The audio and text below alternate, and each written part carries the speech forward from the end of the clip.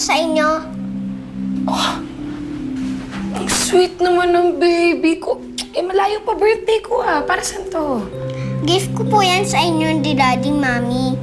Kaya po, request ko po, i-open niyo na lang po yan pagbati na po kayo ni Daddy. Anak. Please po, Mami. Halika nga dito. Sweet, sweet. Thank you. Welcome po.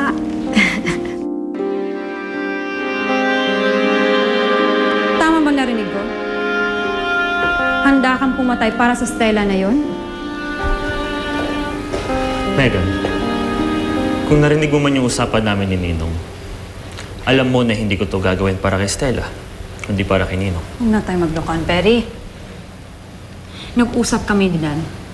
Sinabi niya sa akin, may gusto ka na kay Stella. Wala akong sinasabing ganyan kay Dan. Natagalan ka bago sumagot, Ibig sabihin, may gusto ka na talaga kay Stella? May gusto man ako o wala kay Stella, wala ka na ron.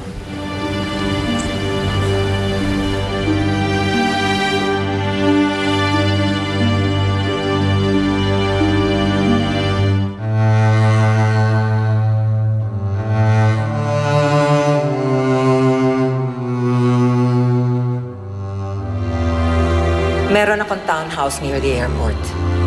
Kahit bukas pa ang flight nyo, I want the both of you to stay there para hindi kayo masundan ni Stella at nung tatay niyang kriminal. Thanks for helping us, Tita. Thank me kapag nadala ko na sa inyo ang mga apo ko. Now go at siguraduhin yung walang makakasunod sa inyo. Thank you. Lucci, may I have a word with my son? Go ahead. Thanks, Tita. Ano yan, Ma?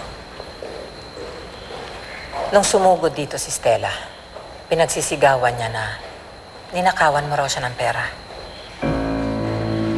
Hindi naman totoo yun, di ba?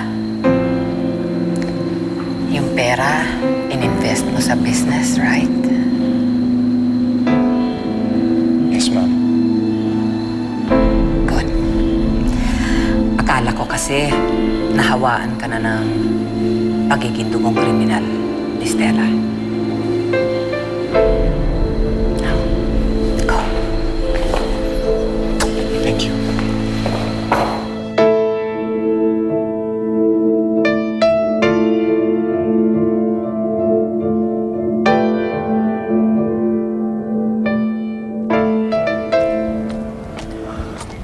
Stella, anong ginagawa natin dito? Diba, hindi na kayo magkaibigan ni Lucci? Pinuntahan natin si Luke. Hindi niya alam kung nasan si Kevin. Wala na akong choice, Edgy. Si Lucci na lang pag-asa ko. Okay, sige. Sabihin natin na alam ni Lucci kung nasaan si Kevin. Sasabihin niya ba sa'yo kung nasaan si Kevin? Di ba hindi? Ano ba? Alam mo kasi, nung huli kami nagkausap ni Lucci, nakita ko talaga sa mukha niya na nagsisisi siya. Kaya, nakapag-desisyon na ako. Ibibigay ko sa kanya yung hinihingi niyang kapatawaran kapalit sa impormasyon kung nasan si Kevin. Ma'am Stella, kayo po pala. Magandang umaga po. Magandang umaga din, Loray. Nandyan ba si Lucci? Naku, ma'am, wala yung umalis na. Ganun? Importante lang kasi kailangan ko siya makausap eh. Alam mo ba kung saan siya nagpunta? Naku, ma'am, hindi po eh.